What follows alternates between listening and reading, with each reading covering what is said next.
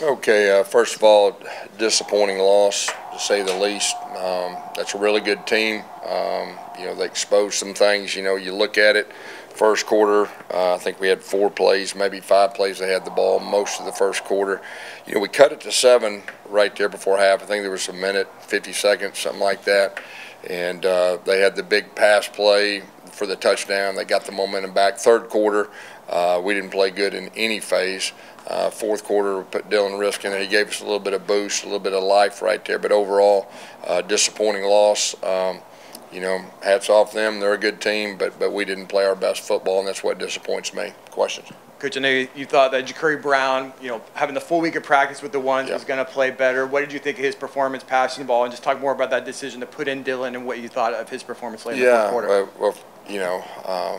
JB, they took away the quarterback run, which, that's what teams will start doing now. And, we weren't real successful. We were okay with RPOs, but we missed some things, obviously, turning the ball over.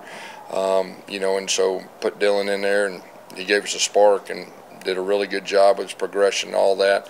We didn't want to put EJ in there for his red shirt and all that. You start thinking about that this time of year with 2 games already played. But Dylan seized the moment. He did a good job, gave us some life right there, and I think he led us to 2 touchdowns right there.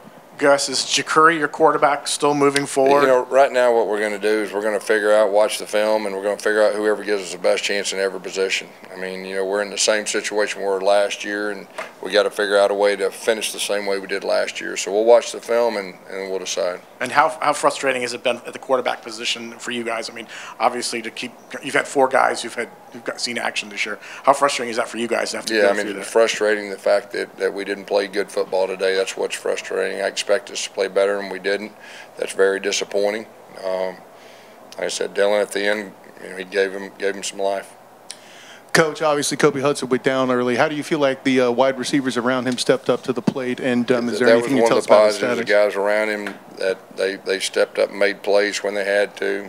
Jacoby, had a big game. He's a really talented player. I don't know exactly the severity of Kobe and all that, but obviously he's one of our best players.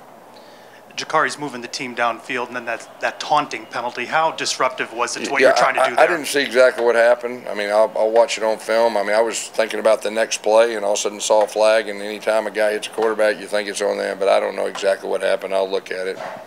We'll see. Yeah, as you kind of alluded to, you were 3-0 last year and then lost 5 straight. 3-0 this year, lost 5 straight now. Emotionally, does it feel different? Is it more disappointing considering that you kind of have stressed that it wasn't going to be the same? Yeah, I mean, I'm disappointed the fact that we didn't play good football today. That's what I'm disappointed in. What we got to do, we find ourselves in the exact same situation we were last year, and we got to figure out a way to finish like we did last year. Coach, what do you think some adjustments that can be made where you can't actually get the job done, like you say, just put together a good game of good football? What needs to change?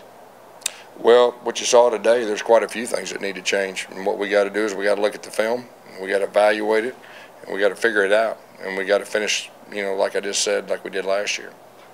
You alluded to it, winning 3 of 4 last year to make a bowl game. What about this locker room and the guys you have give you belief that you can rattle off 3 of 4 to make the postseason again? Yeah, I mean, I've said it all along. Our guys, I mean, they're going to keep battling. They'll come ready to practice next week, and they'll give it their best. And like I said, we got to play better. I mean, anytime you play a really good team, certain things get exposed. And, like I said, we didn't play good. Give them credit. They're a really good team. Coach, it's another 100-yard game for R.J. Harvey, another 2 touchdowns as well. How does he kind of maybe provide a foundation for you to be able to bounce back after stuff like this? Yeah, I mean, R.J. is one of our leaders in our locker room. He's got everybody's ear. He's a wonderful person, wonderful player, and another really good game for him.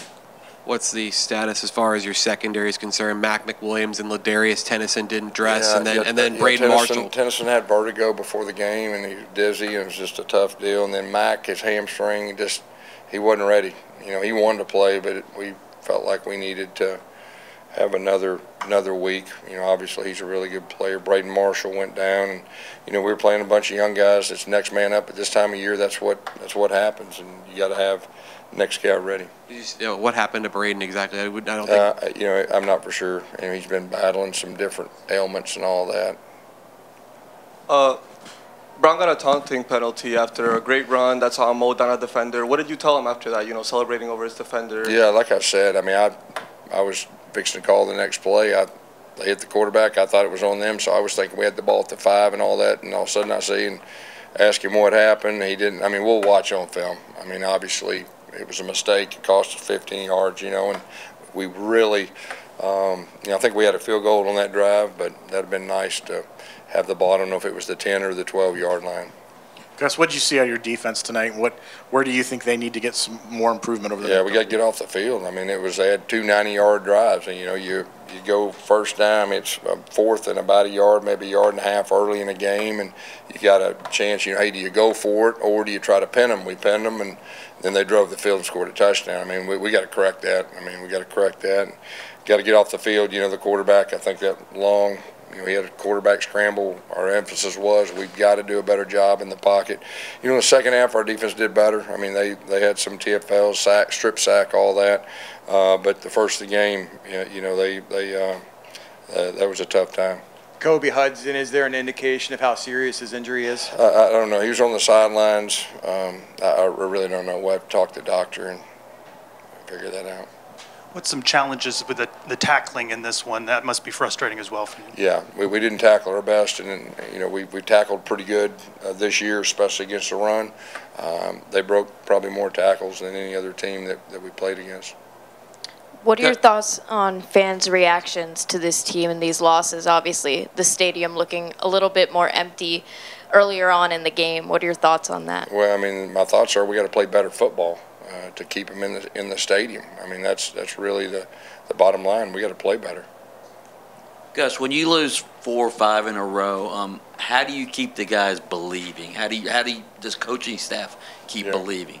Yeah, I mean that's what you got to do. You know, we have a staff that's close. We have a team that's close. You know, our guys, we got good leadership. They know we didn't get it done tonight, and we got to figure out a way to get it done. We got to finish this thing, and there's no doubt in my mind we have the leadership that those guys will keep fighting and they'll keep it together.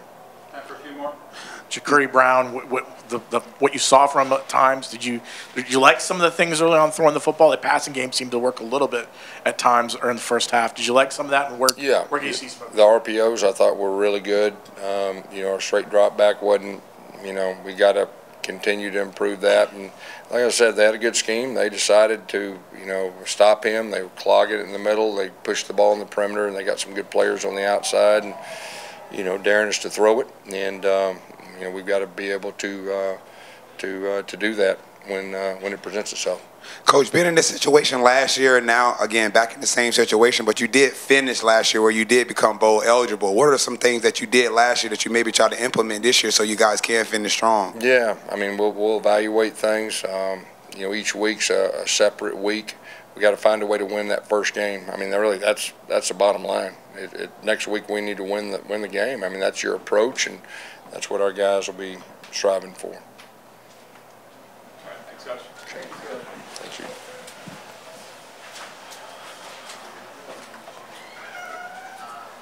Defensive tackle Ricky Barber. All right, Ricky, what's the mood of the locker room after another game like this? I mean, it was a loss. Of course, like we're all kind of down about the loss. You know, it's 24-hour rule. You know, that's pretty much how I see it. Ricky, it seemed like you guys were on the field a lot in that first quarter. What was the kind of move for you, the defense, trying to maybe get off the field as quickly as you can, and what were they doing maybe to kind of take advantage of that? I'm sorry. The defense, we just really wanted to go out there and just get 3 and outs and try to get the ball back to the offense. They just BYU did a good job of just scheming us, you know, shifting formations around, making us play like, you know, chess, not checkers, and they did a really good job. They're a good team. What do you think it was that was kind of the turning point in the game where it really started to get away from you guys?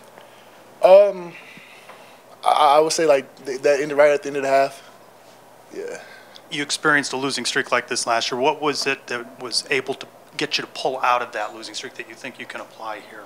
Truly, guys, just stepping up. We need, we got to get the guys who are able to. We just need more guys to step up, just like we did last year. Those guys came along and we started making those plays, and more guys started speaking up, and we were able to get out the funk we were in last year and get to that bowl game.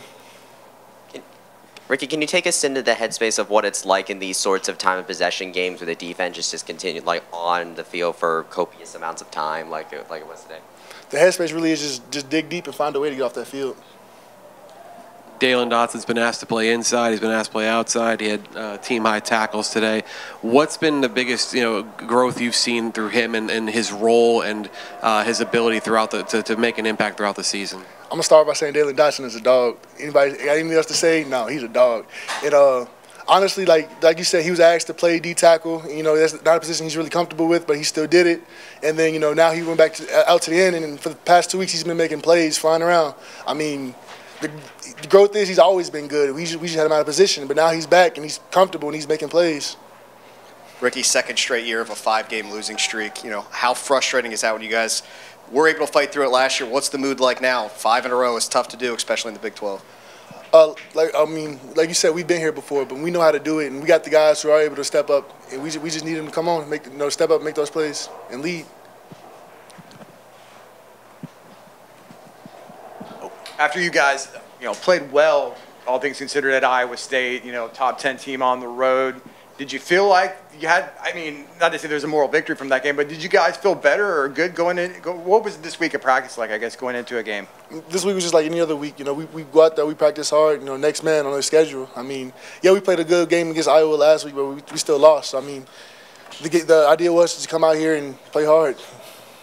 Ricky, you talked as one of the leaders, you talked about you haven't been through this experience. What's the message to the younger guys? Maybe some of the guys who weren't here last year. How do you keep those guys focused and in that locker room and ready to go as you guys went through it last year? We just keep telling them there's a lot of football left. Just strain. Even if you're a young guy not playing a lot, just keep going hard in practice.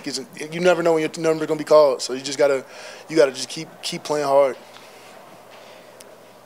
Ricky, now that you've gone through what you've gone through so far this season, what do you think it's going to take for this defense to improve and be able to gain bowl eligibility later on? I think we just need to find a way to get off the field. Like those 3rd and longs, we got to get off the field. What's most frustrating about this performance?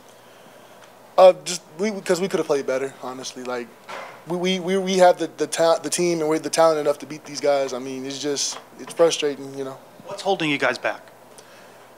The small things, honestly. Everybody got to do their job. Anything else for Ricky? Perfect. Thanks so much. Thank y'all. Thanks, Ricky.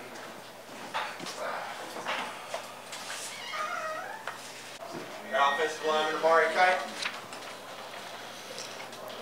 All right, Amari, Dylan Risk was able to kind of give the guys a spark towards the end of the game. I guess first off, what did you think of his performance coming in there late? I thought Dylan did a really good job when he came in. He made a lot of plays, and it was good to get some momentum going, and nice to see him make some plays out there, so it was encouraging to see. Amari, how frustrating was it for you guys early on to not maybe get the offense going, and you see the defense have to be on the field for as long as they were, and then finally start getting something going in the second half a little bit? Yeah, it's always frustrating and not really, drives don't turn out the way that you want them to, but, we just got to continue to lock in and focus on what we need to do daily and just move forward. Amari, what do you think you guys can do offensively to kind of stay on the field a little bit longer, get more opportunities? I feel like we just need to, focus on the details, just continue to go into practice and just, move on from this game and be ready for the opponent next week and just continue to grow and be better as offense. Is there something from how you dug out of last year's losing streak that you can apply and snap this one? I don't really look too much at last year. I know we were in a similar position last year. I'm just looking forward to, playing this next game and, getting some momentum moving forward. I know we got to win these next 4 games, so just take it 1 week at a time. Amari, R.J. Harvey picked up another 100-yard game. What makes him a great running back to block for? R.J., he's a hard runner.